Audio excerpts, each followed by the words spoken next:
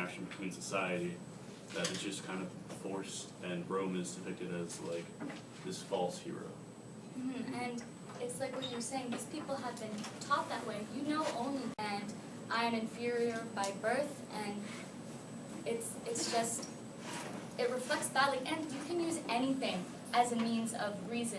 In this case, they use religion and Christianity, and Christians know that's not what Christianity represents, but you can just put a label on it and say, oh, this is why, and it doesn't have to make sense as long as you enforce it, and that's the way people are raised. And they're so far from Rome, and just like they're past the wall too. So I mean, he's the king basically. I mean, he can do whatever he wants. Well, you know, his son basically has an influence from his father all throughout his life, and then Arthur's the first one to actually start challenging his authority and sort of like test him in a way to show that he, you know, that his way is not the correct way. I mean, there's sort of, you know, different ways for him to communicate. But definitely, I mean, the idea that he is God seems like, you know, a bit much, because he's not saying that exactly, but the way he's representing himself and the way he's teaching Christianity and to them, it's making it seem like, oh, well, I am a figure of God, so you have to do whatever I say with no prior background. And like you were saying about the son, that's the only way he's been raised. And when Arthur came in and his knights, and they completely changed his world, do you think that at the end when he goes back to Rome, do you think he's going to take the values Arthur gave him, or do you think he's going to go back to what his father taught him? Well, I mean, I saw another part in the movie later on. Arthur and the son sort of have a conversation, sort of about basically Arthur saying that all men are free. And Right before they kill Yeah, his right. father. Yeah, right before that happened. But the son was like still a little influenced by the father, and said that basically all of his teachings of his father were more correct than Arthur.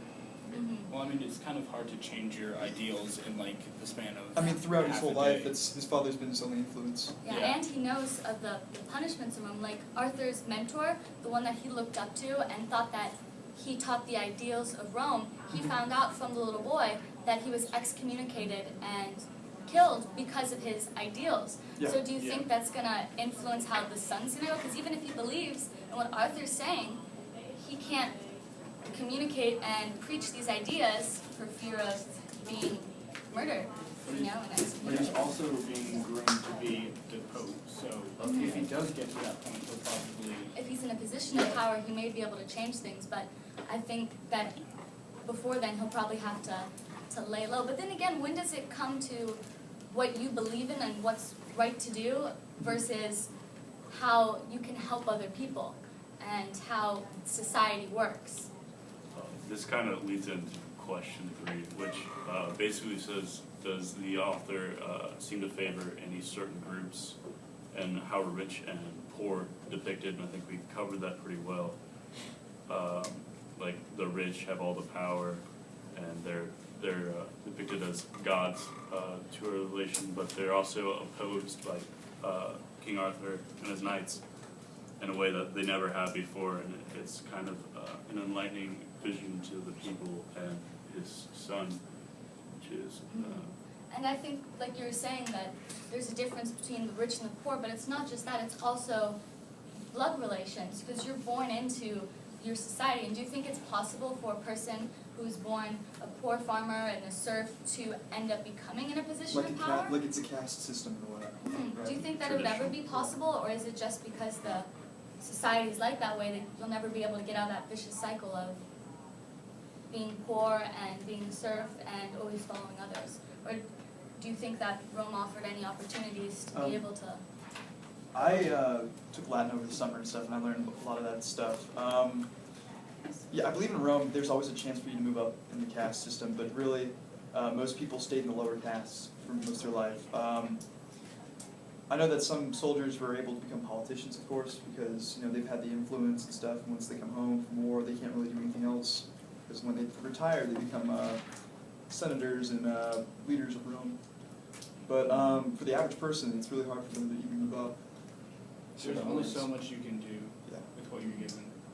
Well, what would you guys do if you were, what would you do if you were in a position that you were born as a serf and you knew that you were going to live in this vicious cycle of being abused and forced to do things you don't want to do? Would you continue to stay with Rome, or would you go like the English natives did and try to rebel against it, even though it may cost your life? You'd probably go against and rebel. I mean, you saw that Arthur was in a higher position than his men, like Sir Lancelot was taken for the 15 years to serve. And throughout the years, they moved up in society. And they said at the end of the 15 years that they would live in wealth amongst the Romans. So in that way, in a sense, they have moved up in society. So they're no longer peasants, they're no longer farmers. They are now like citizens of Rome.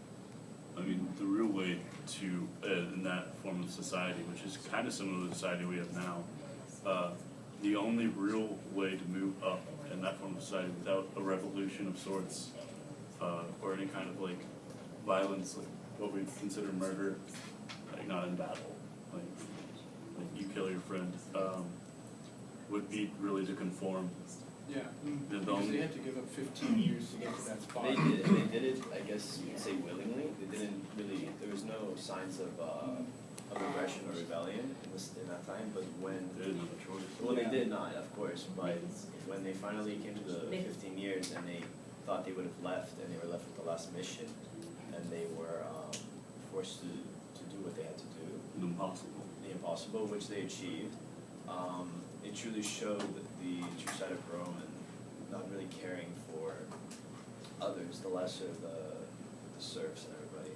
But this also, going back to what you said, that they still came back even though they were free, do you think that they did that more out of habit because they're used to being together? Do you think that they were afraid of going back to Rome now that they knew these ideals and how Rome really worked? Or do you think that they really did it out of because there's the goodness of their heart and they believed it was the right thing to do? Arthur did it, one, because he was a Christian and he was in the goodness of his heart. And when he was told the news that they had to go back, and he had to tell his men also refused to do it. But because of them being grown up together for 15 years, they knew that they couldn't just leave him and like do it by itself. They knew that they had to go with him, even though it was against all odds. But that's what I'm saying. Do you think, not talking about Arthur, talking about the knights, do you think that they went back because of Arthur, to help Arthur, or do you think they went back because they believed in Arthur's cause and they... I mean, for the And main it part, would be hard to live without him in It was, because he was the leader of the pact, as you can tell. And they knew that even though they were pagan, even though they didn't believe in what he believed, they knew that he was a good man, and they could not just abandon him. So they just trusted They trusted him, and they risked their lives for him. And honestly, he was their only connection to like power in Rome. Like he was going to become a senator or something, and you know they could live in Rome, but they would be lower class. It would never be the same. Yeah, it would never be the same without him. With Arthur, they got to places that I don't know.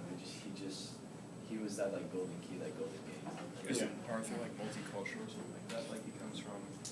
Yeah, his mom was Woad and his dad was English, or Roman. Then in that case, wouldn't like obviously the Romans are going to trust Arthur more. That's why in the end he was able to talk to Merlin and get him on the same side and actually win against the Saxons. In that case, like if he's multicultural, then wouldn't that mean his men would also have to trust him more because like he's not full Roman. He has sort of no ties to.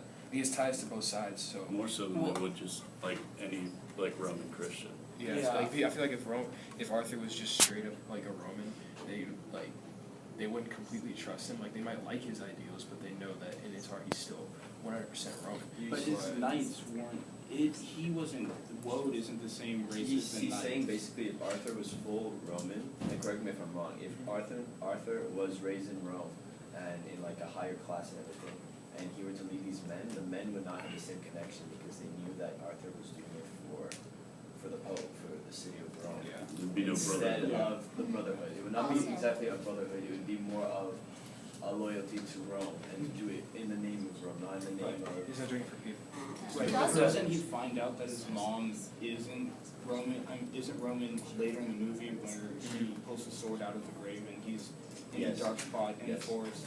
But that's also what caused him to, because at the beginning, the reason you were saying that Rome trusts him is because he's half Roman and everything, but also Rome was wary at first because his mom was Woad, but after, when his mom was killed, he believed that Merlin had killed his mom, so that cut off most of his ties from the Woads, and I think that's a reason why Rome really trusted him, but because he still had those ties with his mom and was, in the end, he could go back. And like at the very end, when he marries Guinevere, they say at the wedding, and now our cultures have one, like we're tied together and everything. But do you think that he is an accurate representation of a tie, because he no longer represents Rome since he Well, left? what I was trying to say earlier was that I don't think he realized that he was his mom was a woad until Merlin told him after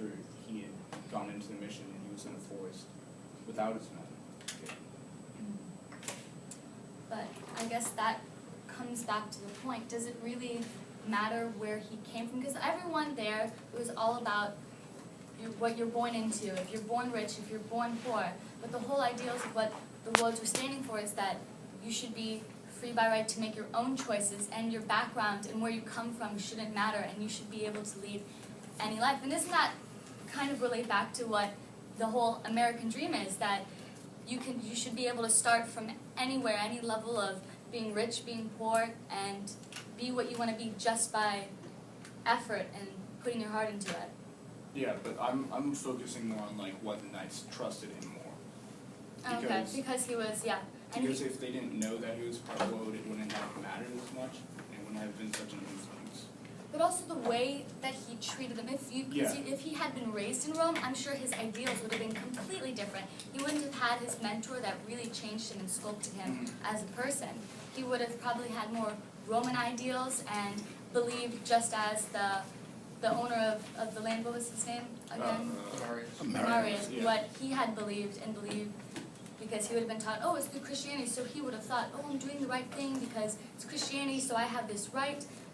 But in reality, it's not that way, so I don't think it would have been the same, like I think you were saying earlier. Who's the man that died? The one that, it was Arthur's mentor. He had died later. No, his name starts with a P. The Mhm. one who So- they found that the Yeah. son had told had been Mainly excommunicated. going back to what you were saying, even though he was like part Roman, he did not go by the ideals of the Romans. He thought he heavily believed in free thinking, in being free by birth, not being constrained to just like a Roman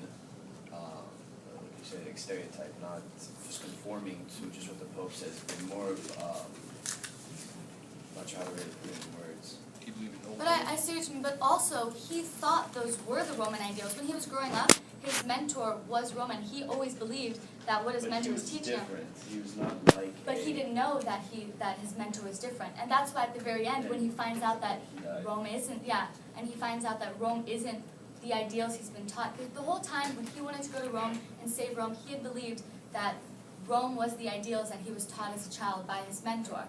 And it wasn't until the end when he finds out that Rome is no longer that way. So the whole time he thought he was going by the ideals of Rome, but in reality he was going by his own ideals and just right and wrong.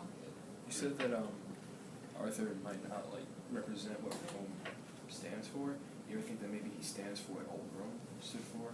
Like, isn't like Yeah, they mentioned that. put into like the new Rome is, I'm not sure if the religion changed or anything like that, because Rome obviously did change religions, after the crucifixion. And before then Rome was the place to be, because it was a place of order, but you could also rise.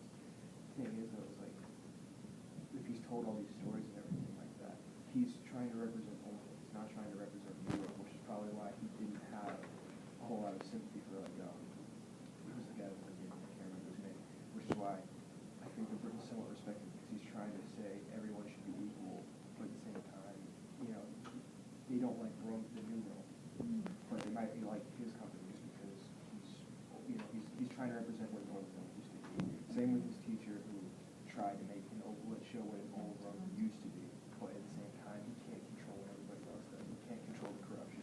All he can do is try to correct it when he sees it.